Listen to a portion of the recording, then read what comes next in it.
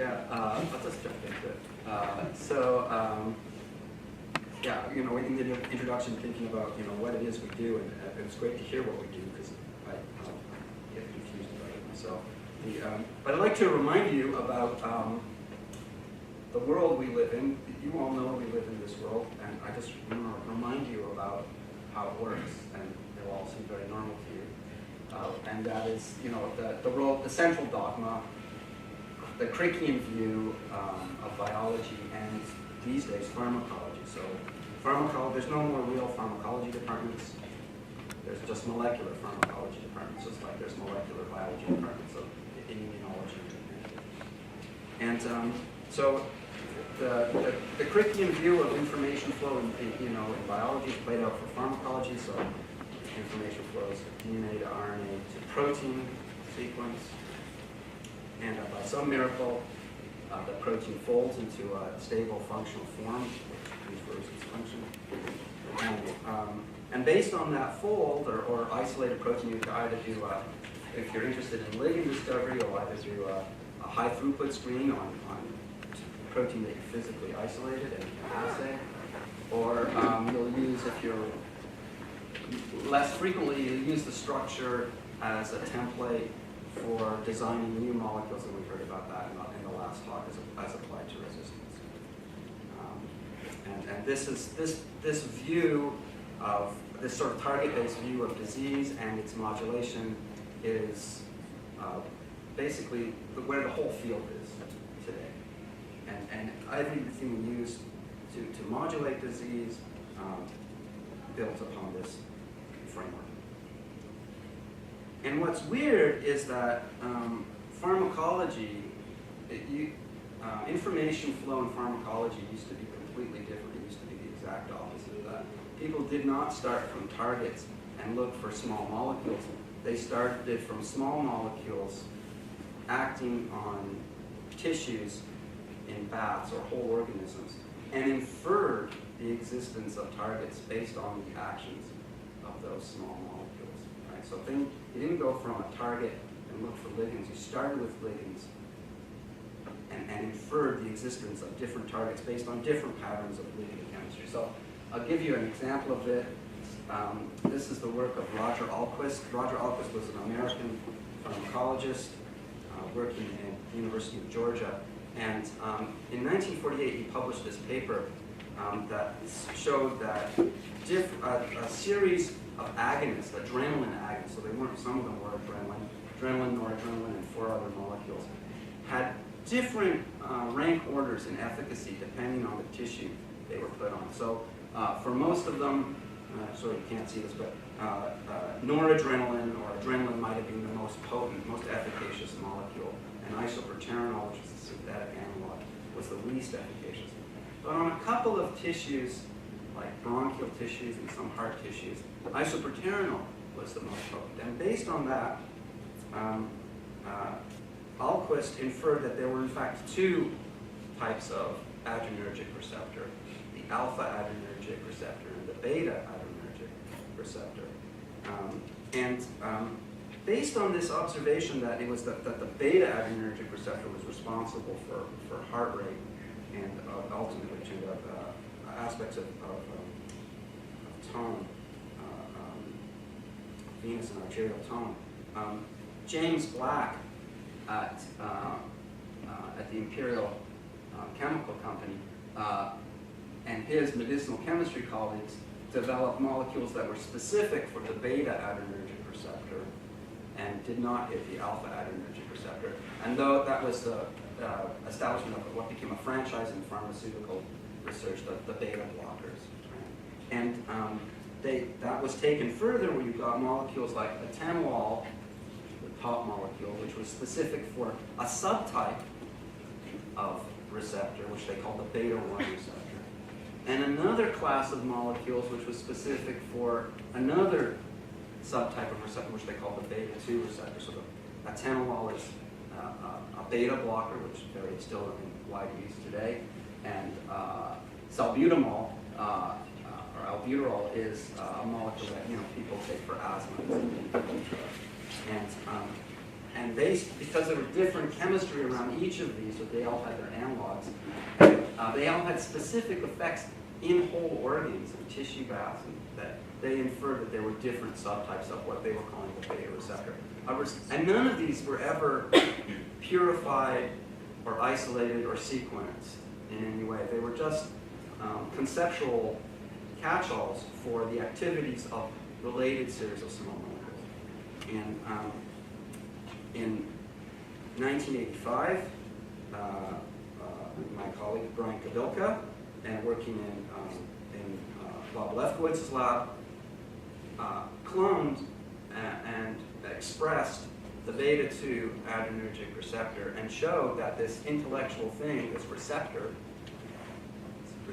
theory, people used to talk about receptor theory. It was a foundation theory in pharmacology, that there was things called receptor. He showed that it was a physical thing, that you could clone it, you could overexpress it, you could isolate it, and you could heterologously express it. And that was the end of classical pharmacology. And in about 4 or 5 years, classical pharmacology, this pharmacology of working with whole tissues or whole organisms and inferring the existence of receptors, changed, mostly because everybody was very frustrated with it. They all believed there were specific receptors, and now they had a way to get them. And within 5 years, classical pharmacology was dead.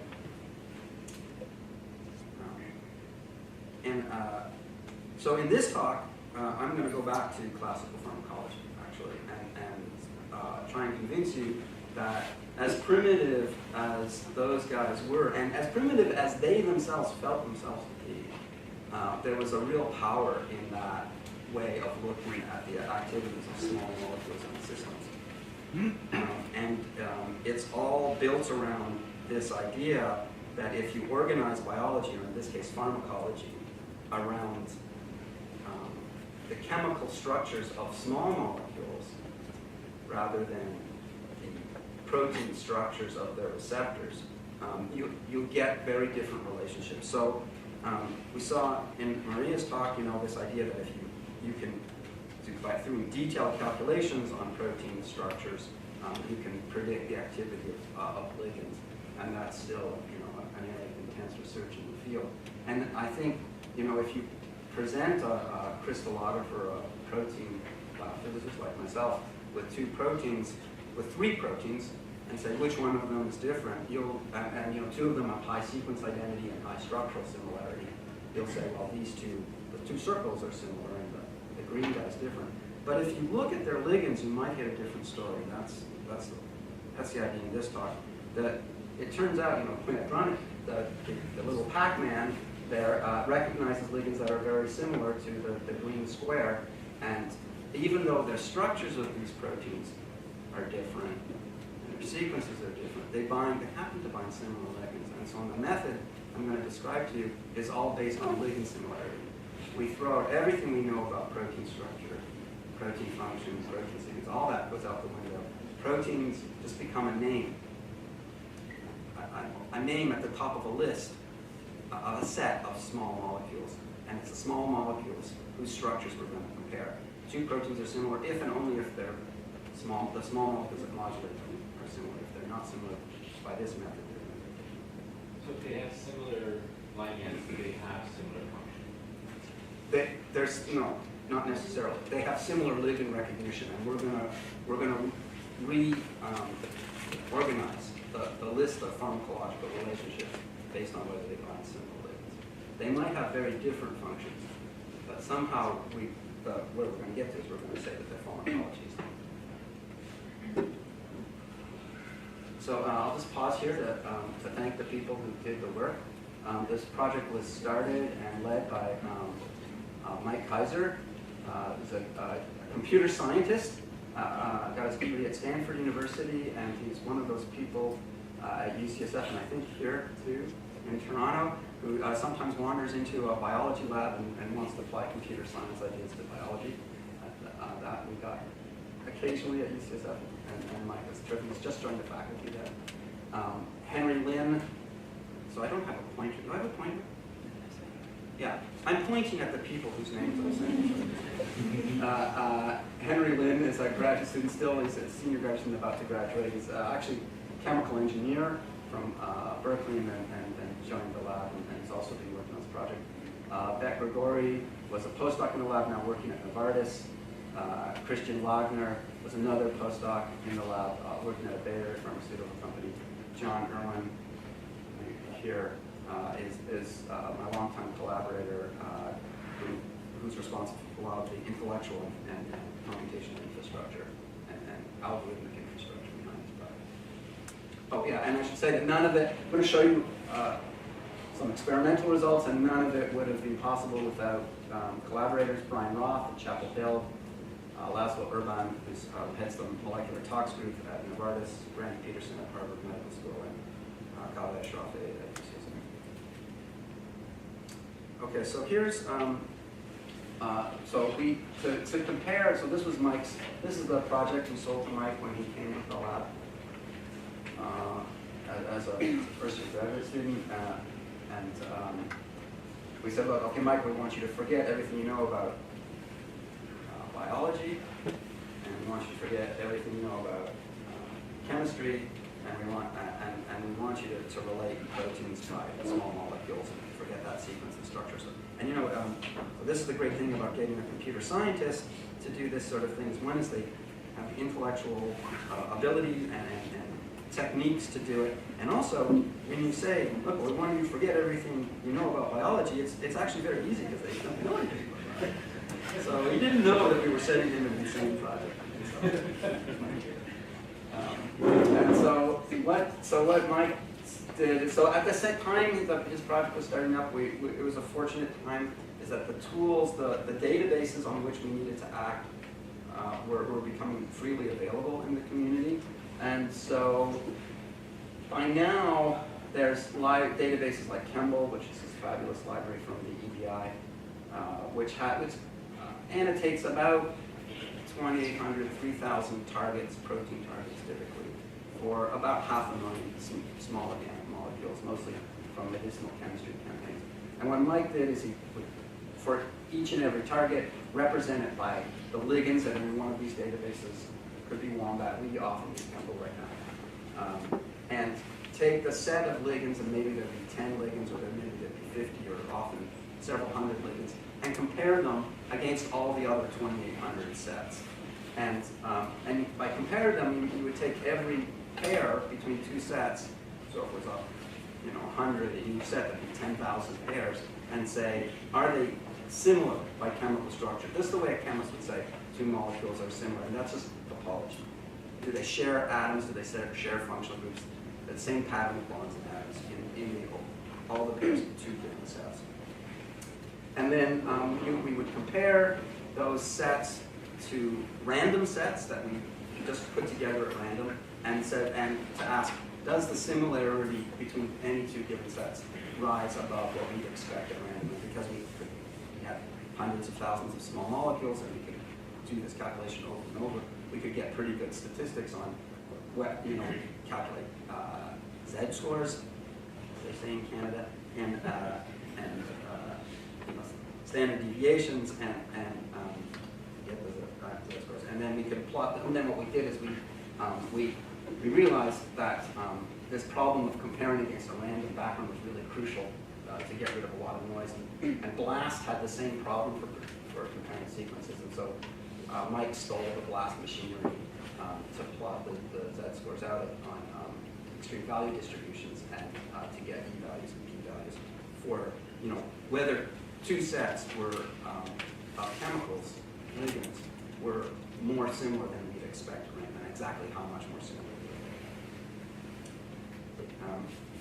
So I want to begin, and I'm going to come back to this story at the end, but I'll just begin by sort of something that we wanted to do at the very beginning and then got distracted, and I'll show you what we got distracted by. But what we set out to do at the very beginning was reorganize pharmacological space based on ligand recognition. And when we started to do it, we were confounded by this issue. We were looking at too big a space. We were basically looking at all targets: kinases, ligand-gated ion channels, nuclear hormone receptors. GPCRs, you name it. We had them all together, and we spent hours. We calculated, these confusograms and put them up on the walls of the lab, and the walls of the lab were covered with these diagrams where targets would be similar in sequence, and then they would move away in ligand space, and but there was no, it was too much basically, and we got confused, and we got distracted into drug repurposing and predicting tox and other things that I'll also talk about. But recently we went back to this idea, and we decided to focus on one particular family of proteins, the G protein coupled receptors. And it could have been anything. They could have been the nuclear hormones or the ligand-based or whatever. But we chose the GPCRs because we've got collaborators who work in GPCRs, and we've sort of been drawn into that field. Anyway, so these are the GPCRs by sequence similarity. These are the family A GPCRs, the rhodopsin family GPCR, G protein coupled receptors. They're the dominant drug target actually in the genome. 27% of all drugs get GPCRs. They're primary targets, so they're important targets and important for signaling. And this is about 150 of them organized in a sequence-based endogram. So things that are close together are close by sequence in the active site. And it sort of makes sense. The bioamines are broadly together. Those are things that recognize dopamine and histamine and adrenaline and things like that. And the lipids that are in green, and they're all together. And the blacks are the peptide receptor GPCRs, and they're all organized together. And that's all fun. And then we did the same calculation, the same dendrogram, based on ligand similarity. And the tree got disarticulated and then put back together in a funny way. And so, although they're still peptide receptors largely together, they've made these big invades. So the bioamines have been broken up by the peptide receptors, and the lipids are in funny places. And then there's some things that move apart and move together. They actually, the alpha adrenergic receptor, remember the alpha adrenergic receptor, the beta adrenergic receptor that Alquist separated in 1948? Well, they move apart. So in the sequence-based view, they're together because they're very similar by sequence, about 80% sequence identity. But they're not. But they move to the bottom. You can't see them. You can use I think there's the remote itself. Maybe. Yeah, I'll try that. It's a good idea. So here's but since I'm here.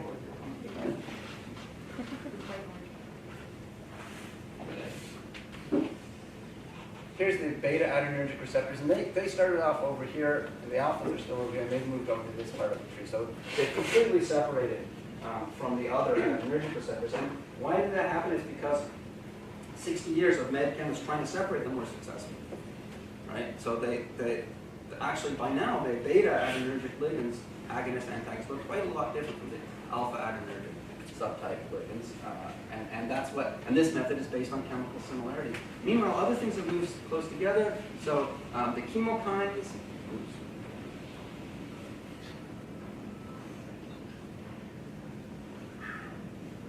I pressed some button that I shouldn't have pressed. Does anybody know what button? Scroll up.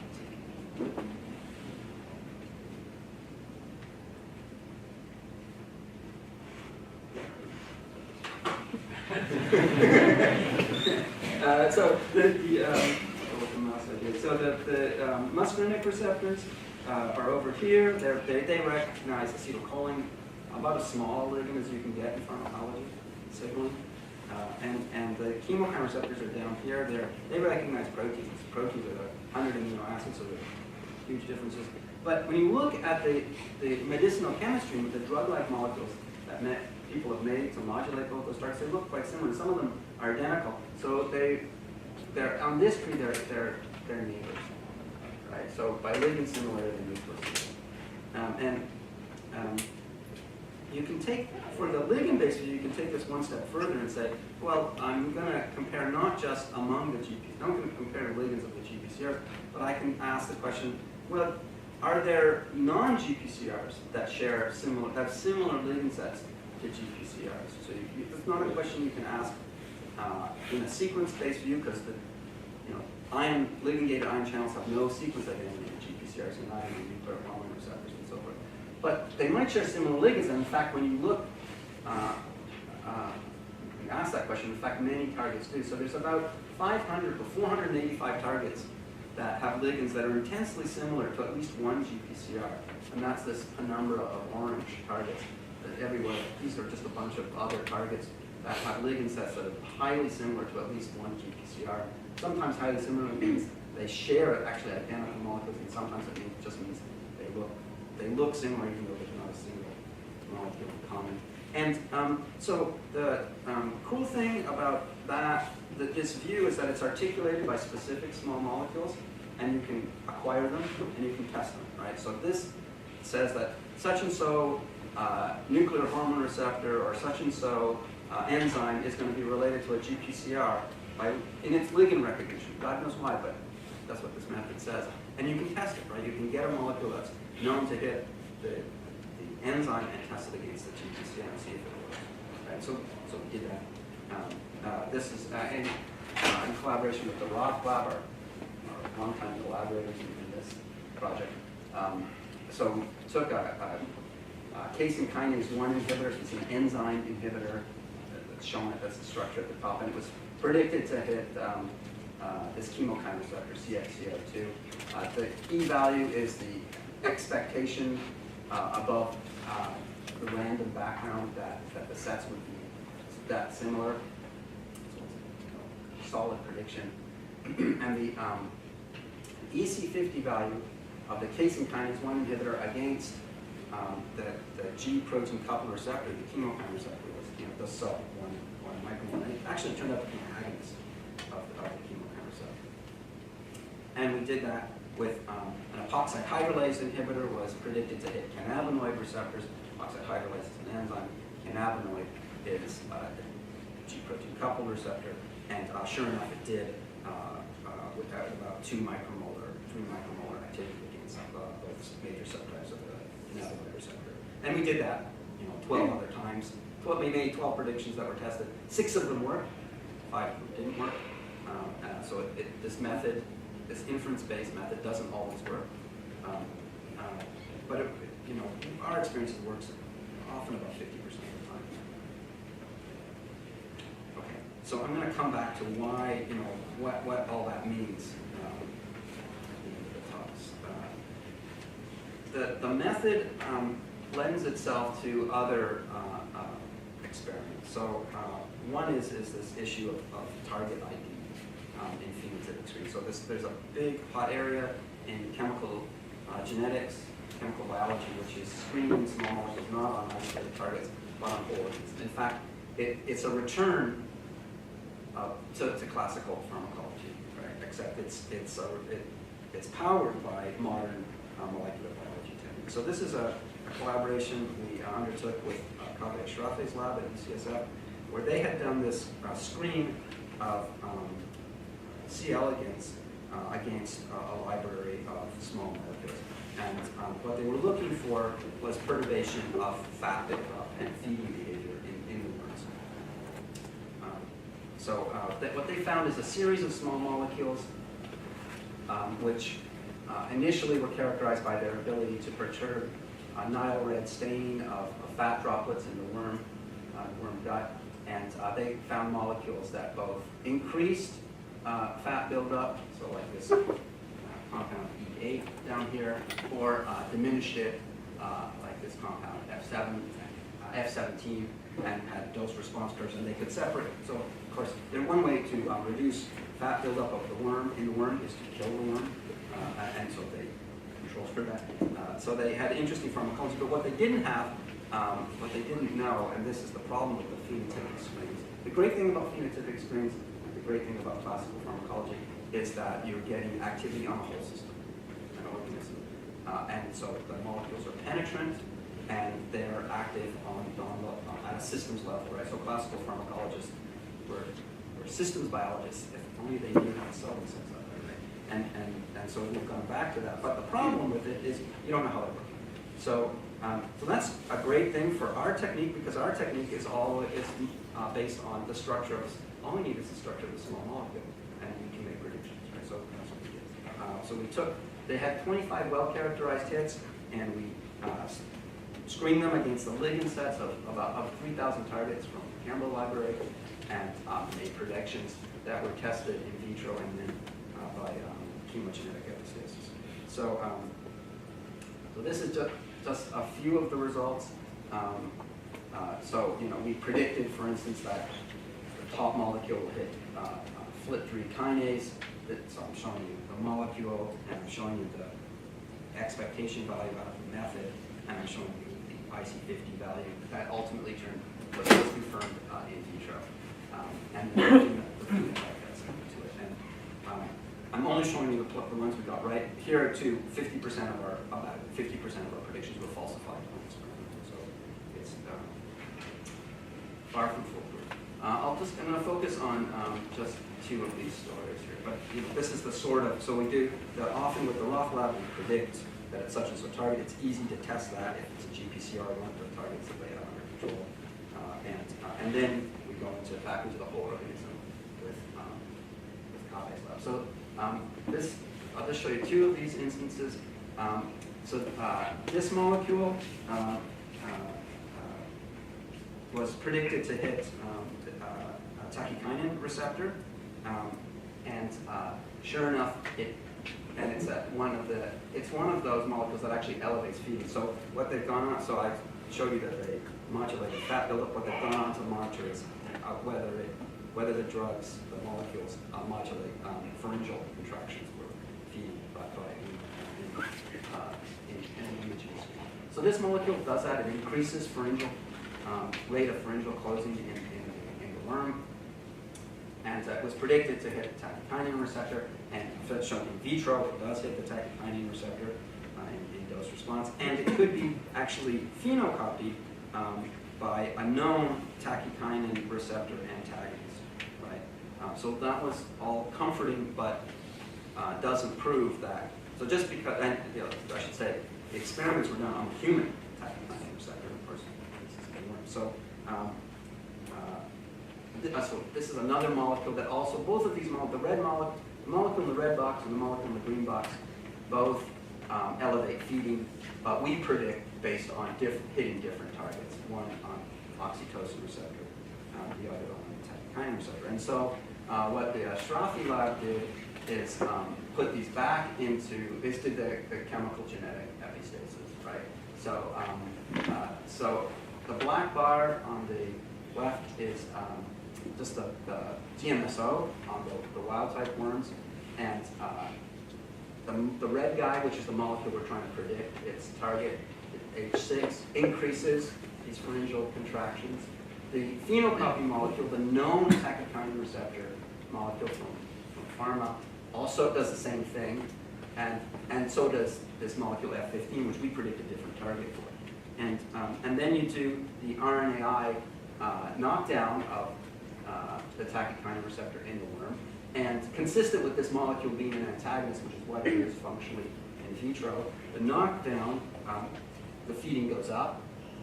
Now H6 doesn't do anything over the knockdown, the RNAi knockdown, and neither does the phenocopy molecule SB220, but F16, which is meant to predicted to hit a different target, oxytocin, still does. Okay, so that's getting us, so that's the sort of chemogenetic epistasis proof for that target being not only relevant in vitro, but in vivo. And then you can do the complementary experiment, which is on oxytocin. So this is the F15, which is predicted to hit oxytocin receptor. We show the part of that was the Roth lab, Flores Asano and the Roth lab showed that it hits in vitro with IC50 of 1.8 micromolar, so good dose response curves. And then you do the same sort of genetic epistasis experiment where so this is F15, which is this molecule, and this is SP220 now, which is the molecule that the phenocopy molecule that hits tachykinin receptor. So they both increase feeding in the wild type, but then you put it on a worm that's got a mutant for the oxytocin receptor, and so consistent with being an antagonist, the mutant worm now has more feeding going on, more pharyngeal contractions. The molecule that hits the oxytocin receptor, which you knock down, no longer does anything over the mutant. But the orthogonal molecule, which is hitting tachykinin, still increases feeding. So this is just the reciprocal experiment. Okay, so another type of model organism for drug actions is humans, right? So there's been a lot of physicians with the willing participation of their patients have been doing a lot of experiments on human subjects over the years, and by now there's a lot of information on toxicology or adverse drug reactions of drugs on humans. And what the field would like to be able to do is predict them before they occur and steer clear of them. So what we were half asked, half challenged to do by colleagues at Novartis was for 656 drugs, which is about half of the FDA-approved drugs, a little less than half, predict their off-targets. So they were, the reason why this was a good project is they were about to do it empirically. They were about to try and take half the drugs and screen them against their tox panel. They had a panel of about 100 targets that they were going to screen to try and understand the toxicology of established drugs, looking to the future to be able to do it predictably. And so for 73 of those targets, we had we could make predictions on because they were precedented, well precedented by ligands. And so we ran this method, and so for each of 656 drugs, we tried to predict what their what off targets would be engaged. And then the predictions were tested at Novartis. And this was in sort of collaboration with Laszlo at Novartis. And so for 676 drugs against 73 targets, there's about 50,000 possible predictions that you can make, right? And you can say somewhere between 50,000 or 48,000 targets would be drug target pairs that would work, or none of them would work. And actually, we predicted that there would be 1,200, actually about 1,800 drug ADR target pairs, which would be well, most of them we said there would be no activity. 600 of those were known, so we discarded them, known to us, and about 1,000 of them were actually tested. So 1,200 novel ones were predicted, 1,042 were tested at Novartis, and here's the results. So of those 1,042, 348 were in proprietary databases, known to Novartis, but not known in the literature, not known to us, and they were right. So we considered that right for us. So that was a successful prediction. 26 of them were not in the literature, not in the proprietary databases, not known to anybody as far as we know, and were confirmed with activities better than 30 micromolar. Another 77 were confirmed novel, confirmed below 10 micromolar affinities, and 48 were confirmed below 1 micromolar affinity. And 478 were falsified on experiment. So these were predictions, went to the trouble of testing, and were wrong. But still, about 50% were right. And so at that point, you know, we broke open the champagne and said, okay, we're done, right? So it's 50% predicting a drug toxin. They said, no. You just predicted that this such and so molecule hits such and so target. What we'd like to understand is that plays out into the physiology. Does hitting that target actually confer an adverse drug reaction? So for that we have to, and when I say we, this is really this fabulous co-mentored postdoc between our lab and Novartis, Eugen. And what Eugen did is it developed a method to link targets to adverse drug reactions and try and tease out which of the targets that we were predicting could actually be associated with a specific physiology, toxic physiology associated with the drug. So let's show you one story because it speaks to other points. So chlorotrianosine is an estrogen receptor ligand. It's a modulator of the estrogen receptor. It's the drug cultase. And it hits the estrogen receptor at 1 micromolar affinity. That's its affinity for the estrogen receptor. So we predicted that it would also hit COX-1. COX-1 is an interesting prediction, and I'll come back to this in a second, because there's no similarity between COX-1 and the estrogen receptor. The structures are different, the sequences are different, they spawn in different seeds. But the ligands they bind look similar, right? And so you can make this fairly confident prediction chlorotrianosine would hit COX-1. And sure enough, it does. Not only does it hit COX-1, but it hits it about 10 times better than its mechanism of action target, the estrogen receptor. And what Ligand realized, but because he developed a method to realize it, is that there were there were toxic effects of chlorotrianosine that were not explained by the estrogen receptor. The estrogen receptor is drugs that hit the estrogen receptor are notorious for all sorts of different off-target effects, but they're not associated with stomach ulceration and upper abdominal pain.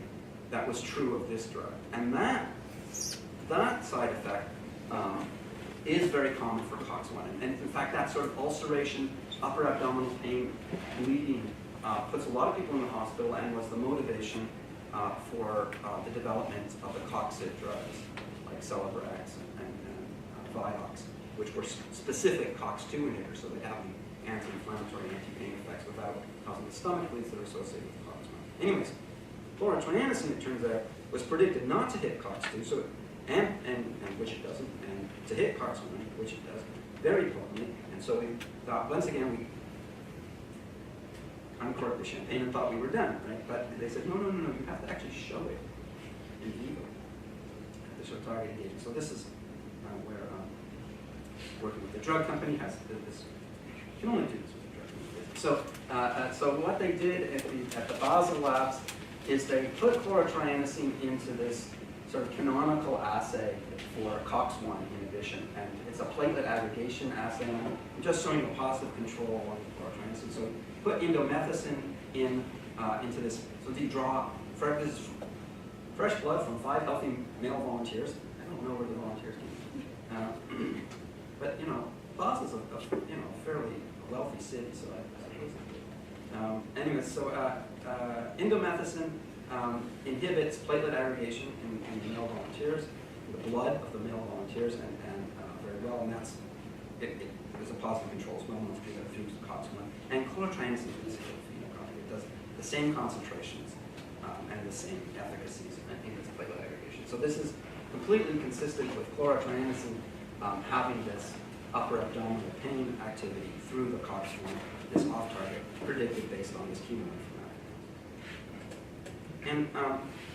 And this brings me back to the weird thing.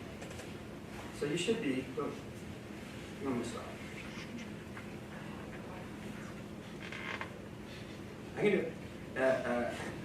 Brings me back to the weird thing in this story, which you should be thinking, which is, why does this work? Right? Just to drive this home, 26% of the new targets we predicted that were successfully confirmed have no relationship to the known mechanism of action, or in fact, any target known for that drug, mechanism of action or off-target. They were major jumps. You would have a drug that hit a GPCR, and you would predict that the off-target would be an ion channel. And it was a drug known to hit an ion channel, you would predict a nuclear hormone or something, and they would be confirmed. So 26% of the predictions that were tested were these big family jumps. And that brings me back to this map, right? So why is it, so this is an astonishing level of polypharmacology, of an association not only to say, well, a small molecule hits multiple targets, but it hits multiple targets that are completely unrelated by sequence and structure and so what's going on. I mean, why should that be true? That goes against the Crickian view, right? It goes against the world that we've all been trained in. And the way I think what we've come to understand it is to understand that messengers, primary messengers, do the same thing, actually. They also have this bizarre, apparently bizarre polypharmacology. So serotonin, serotonin has 7 canonical receptors. They're all called serotonin receptors, serotonin 1, 2, 3, 4, 5, 6, and 7. Serotonin 1, 2, 4, 5, 6, and 7 are G protein coupled receptors. Serotonin 3, which is a canonical receptor, completely important for serotonin's actions, is an ion channel. Right? So there's this so-called ionotropic and metabotropic serotonergic signaling. It's very well known in the serotonin field. And in the acetylcholine field, same thing. There's ionotropic and metabotropic signaling. Nicotine receptor is an ion channel, and the muscarinic receptor is a G protein hormone receptor. Same with ATP. And so this goes back, so what's going on? And I should say there's other things that recognize serotonin, for instance. Serotonin transporter, it's another family. It's also a drug target, the SSRIs, serotonin transporters. VMAT, which is the thing that loads the vesicles full of serotonin so they can be released into the synapse, is again another transporter. So these targets are all completely different, but they all recognize serotonin. And so this talk is called the metabolic code. And the metabolic code is stolen from the last paper that Gordon Tompkins published posthumously, called The Metabolic Code, published in Science in 1975. And Tompkins, who was this brilliant molecular biologist and pharmacologist, postulated a whole bunch. There's a lot going on in the paper, but one of the key ideas was that it's actually very expensive to synthesize a primary messenger or a secondary messenger. To synthesize serotonin, you need 7 or so different enzymes. And to degrade it, you need a bunch of different enzymes, about the same number. And then to control its activity, you need a whole bunch of different targets. To control its concentration in the synapse or wherever it is in the cell. And so there's this massive number of proteins and machinery engaged in this really small primary messenger, serotonin. And the same thing's true for adenosine, and the same thing's true for the muscarinic receptor, for acetylcholine, and the same thing's true for sphingosine. They're all built together by complicated machines. And so once you've got serotonin, or acetylcholine, or sphingosine, or any of these primary messengers, you're basically stuck with them. It's really hard to evolve away from serotonin. But it's really easy, well, it's easier to get a new receptor for serotonin because that is the primary thing that evolution works on is genes and proteins they encode, right? So if you want to take an ion channel and repurpose it to recognize serotonin, that's really easy. If you want to make a single methyl group change in serotonin, on the other hand, it's really hard. So the cell, it seems like, going back to Tompkins, the cell has these programs that it's responsible for in different time domains. The cell has these signaling programs in the millisecond time domain. And for that, it essentially always uses ion channels. You want to signal in the millisecond time domain, use an ion channel because they're fast. Second to minute, G protein, coupled receptors, or receptor tyrosine kinases. The longer scale programs, like transcriptional programs, are reorganizing the cell. The hours to days programs use nuclear hormone receptors. But it has a very small repertoire of signaling molecules to activate these different targets. And so it reuses them. And you see that, so if you look at primary signaling molecules, you can sort of paste them onto this map, right? So serotonin 5-HT is over here, but there's lots of them, right? Melatonin hits multiple targets, and sphingosine does. And so the sphingosine targets, which are nuclear hormone receptors and GPCR and other things, on this map are all nucleated together. And the same thing with serotonin. Even though this map is not based on metabolites, it's based on medicinal chemistry campaigns, it turns out you're going after a serotonin target, whether it's an ion channel, whether it's a GPCR, even though the targets are very different, even though the binding sites are often very different, you often end up with things that look like serotonin. So what I think is going on is that the MedChem map, the ligand-based map, is recapitulating the polypharmacology of primary signaling molecules. At least that's part of it. And it's not an accident. It's not a bug. It's a feature. It's this deep feature that evolution has responded to. Evolution has responded to these signaling, to the limited number of signaling molecules and its need to signal in multiple different ways. And that's one thing that's going on. And the second thing that's going on is that because this map, though it wasn't designed to do this, but because this map, I think, is recapitulating very ancient constraints on signaling and receptors, it's also identifying phenotypic circuits.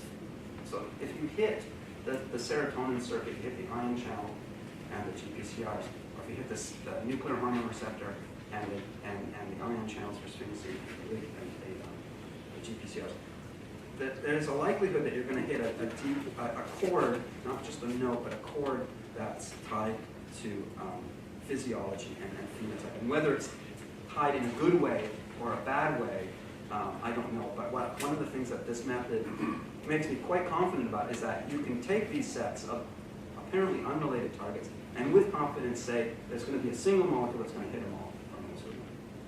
So I think you can get there to it. And what we don't know, but what we're starting to believe, is that if you do that, you'll have a profound effect on the physiology of the whole system because you're hitting this deeply ingrained series circuits, related circuits. Thanks a lot.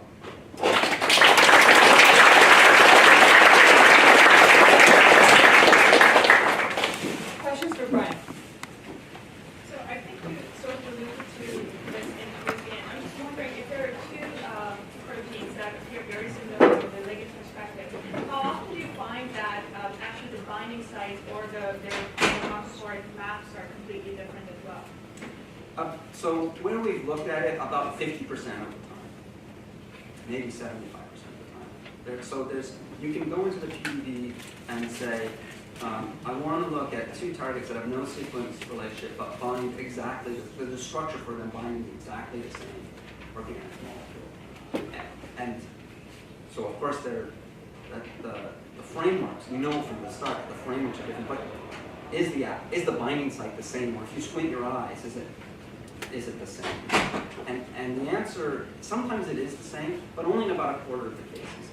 And often it's profoundly different. And that's a shock, I think, to people trained like I am and you are.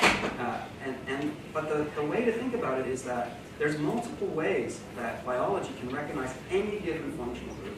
So if you take a charged nitrogen, right, the bioinformatics, you can recognize that the way you think, well, how's it going to recognize it? Well, it's going to recognize it with a glutamate or a aspartate or two a negative, but it doesn't have to. It can recognize it with a bunch of main chain carbonyl oxygens, like actually quite well. Or it doesn't need any polarity. You can put it into a quadrupolar cage of tyrosines, which actually is how it does it actually in some of the canonical binding receptors. So there's multiple ways, almost any functional group can be recognized multiple different ways. And they are. So is there similar protein-protein interaction space too? If you have similar ligand space. Can you use more words? So are looking at proteins, two proteins that share ligand. Yeah. They also share protein interaction. Oh, do they share interaction partner? I don't think so. At least not at the primary level, right? Because the signaling, so if you think about a GPCR, it's coupled to a G protein and it's coupled to arrestin, and neither of those things have anything to do with ion channels at the first stage. But there's a lot of G proteins that control the activity of ion channels, right? And so there's a lot of evidence for integration of the signals not too far down. And that's an area we'd love to get to, and we're going to come to you guys for help with this. We don't know what we're doing. But I think, that sort of reactome integration idea, I think that's a beautiful way forward for understanding the integration. We'll maybe take one final question that we hear as a group, because I'm going to organize the social aspect of things, but Brian will be here to answer any of the other questions that you might have. So here looks like you mostly looked at proteins whose function is to be a receptor for something, like GPCR. If you look at kind of other proteins, I don't know, kinases or just other proteins, do you think you'd still find like affinity to some of these molecules? If we looked at other protein families, I just didn't hear you, so just say it.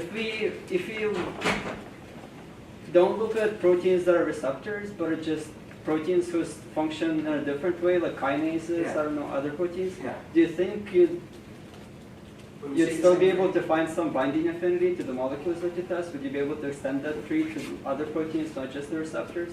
Oh, And yeah. if not, what's special about receptors that they recognize these molecules and other proteins don't?